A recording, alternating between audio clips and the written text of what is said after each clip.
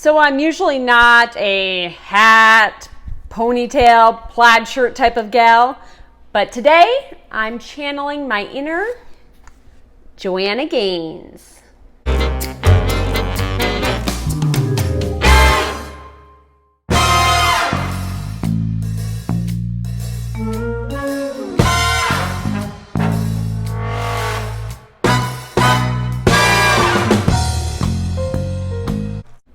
If you're new here, welcome. My name is Casey, or the Real Housewife of Nebraska, or I guess for this video you might as well just call me Joanna Gaines, right? Today I'm going to make 3 recipes from Joanna's new cookbook, Magnolia Table Volume 2. They are chicken piccata, chicken parmesan, and then Hasselback potatoes. I think that's how you say it, Hasselback potatoes. And I was also wondering if you would like to see more recipes from this cookbook. Of course, everyone loves JoJo. And if you would love to see more recipes, more vlogs like this, give this video a thumbs up and comment down below. That lets me know what type of content I should produce. I'm really paying attention to what videos get the most views, comments, and likes. But without further ado, let's start cooking. The first recipe I'm going to make is for Hasselback potatoes. This is listed in the appetizer section or side dish section of JoJo's cookbook, and it's actually pretty simple to make. All you need are 6 medium Yukon Gold potatoes, 4 tablespoons, which is a half a stick of unsalted butter melted, 2 tablespoons olive oil, a teaspoon of minced garlic, a half teaspoon sea salt, a half teaspoon freshly ground black pepper, 3 tablespoons grated Parmesan cheese, and 2 tablespoons chopped fresh parsley. First, preheat the oven to 425 degrees. Using a knife, slice each potato crosswise into thin slices, making sure that you don't cut all the way through it. Now, Joanna says for even slicing, you can lay 2 wooden spoons or chopsticks along the sides of the potatoes as guides. This will help prevent you from cutting the potato all the way through. I have to tell you, I did it without the spoons and then with the spoons, and the spoons actually were helpful. On to the next step. Place the potatoes in a 9 by 13 inch or 7 by 11 inch baking dish and use your hands to very carefully fan the potatoes out. In a small bowl, whisk together the melted butter, olive oil, garlic, salt, and pepper. Then spoon the butter mixture over each potato, making sure to get in the cuts and coat the potatoes well. You'll use about 1 tablespoon per potato is what Joanna says, but I actually found myself using more than a tablespoon per potato. Bake it uncovered for 45 minutes and then sprinkle the Parmesan and parsley evenly over each potato. Return it to the oven and bake until the Parmesan is melted and a little crispy, which is about 20 minutes. Joanna says you'll want to serve it hot, and I would say from these potatoes, you definitely will want to.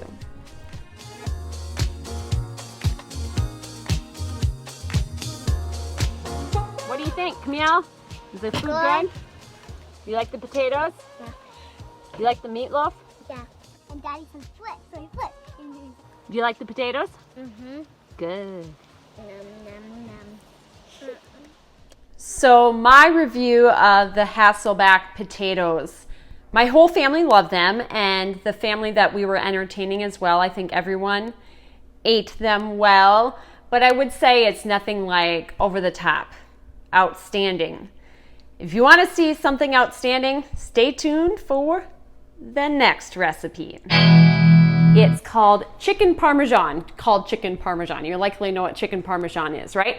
But this is what you'll need for this recipe. You'll need 4 boneless, skinless chicken breasts, about 6 to 8 ounces each, a 1/4 teaspoon kosher salt, a 1/4 teaspoon freshly ground black pepper, 2 large eggs, a teaspoon of garlic salt, 1 sleeve or 40 buttery crackers crushed, 4 ounces Parmesan cheese grated, which is about 1 cup, 2 tablespoons olive oil, a teaspoon of lemon juice, and a 1/2 cup of mayonnaise. It says preferably Hellmann's. Hopefully I'm saying that right. And then a tablespoon of chopped fresh parsley, which is optional. I'm not going to do the chopped fresh parsley. That's something you're just going to sprinkle on top. And when it comes to my kids, if they see something green like that, they'll be less likely to eat it. But I know for adults, that would be fun, right?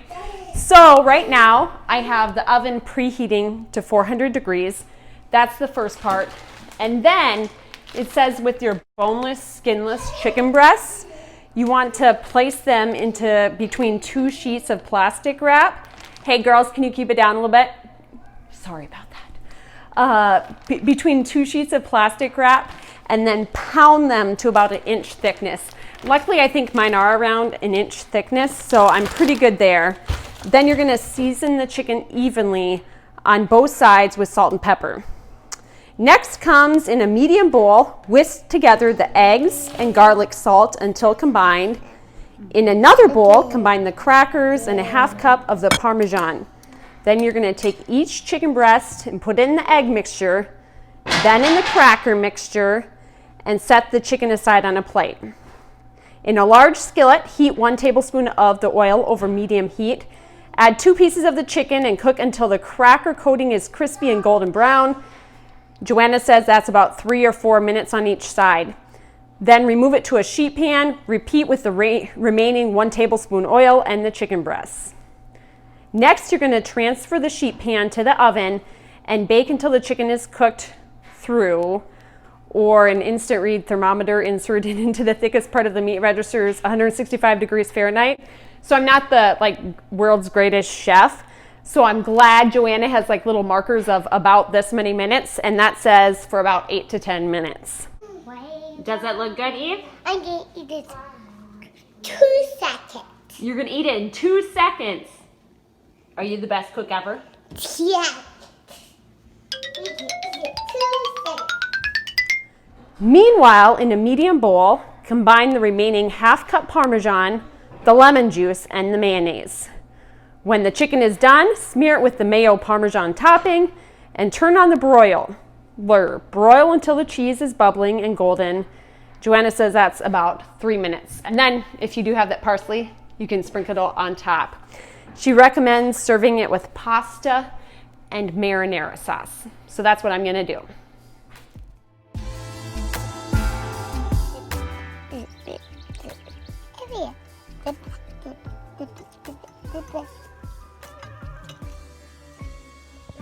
Gotta work on that. Somehow he doesn't.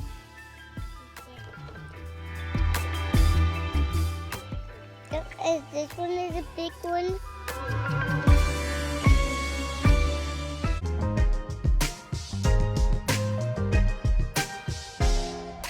I'm super excited for supper tonight because we're once again trying a new recipe out of Magnolia Table, Joanna Gaines' second cookbook.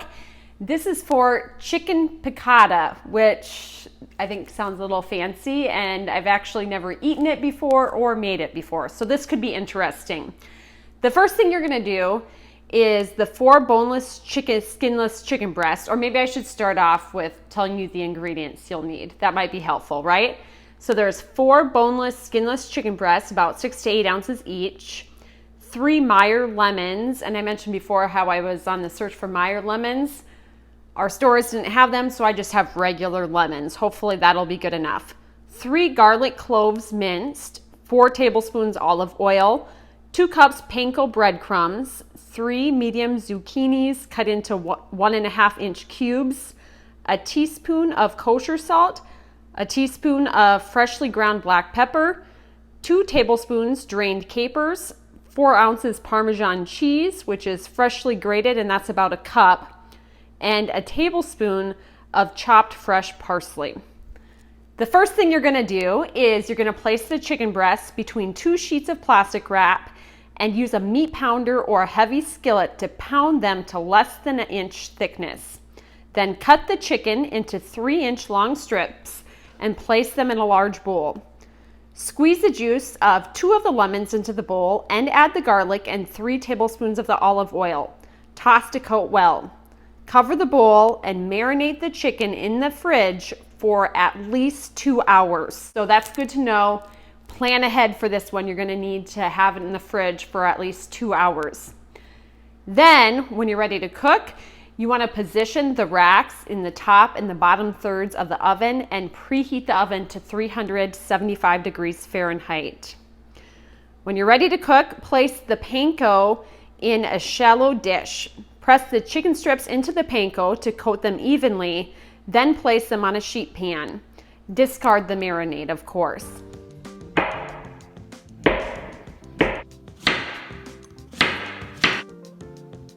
On another sheet pan, toss the zucchini with the remaining 1 tablespoon olive oil.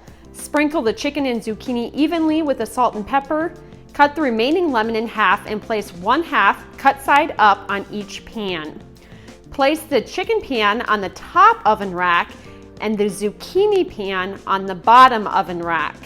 You'll bake it for 18 minutes. Remove the zucchini and transfer to a serving bowl. Turn the oven to broil and broil the chicken until golden brown, which Joanna says is about 5 minutes. Sprinkle the capers over the chicken, then sprinkle with Parmesan. Squeeze the baked lemons on top of the chicken and the zucchini, and then you can sprinkle it with parsley to serve.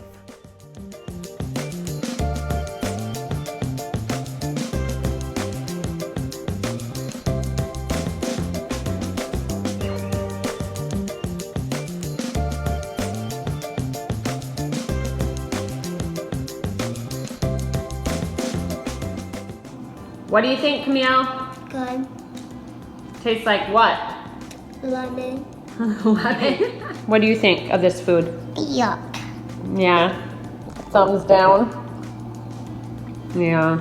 Not as good as the other last Joanna Gaines one, huh, for you? Oh, yeah.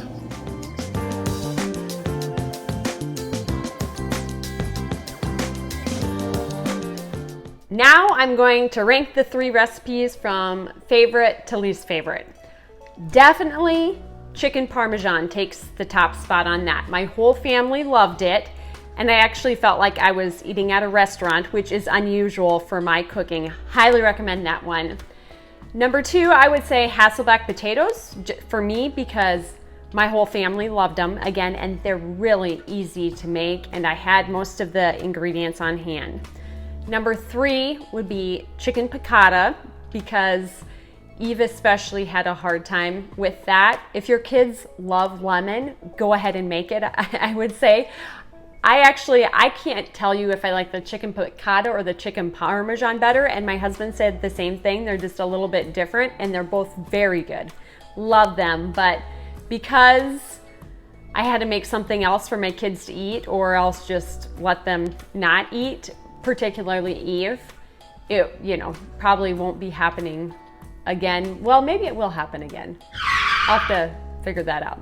Maybe it will happen again, but I don't think Eve will eat it until maybe she's a little bit older, or maybe she needs to drink some more lemonade this summer to get used to the taste. Anyways, I want to thank you all for watching so much. I hopefully you got something out of this video and loved it. I, of course, would love it if you went down below, hit the subscribe button and the bell to turn all your notifications on so you don't miss out on future videos. I would really, really appreciate it. And of course, I do appreciate it that you watched this video. Thank you so much and happy cooking, everyone.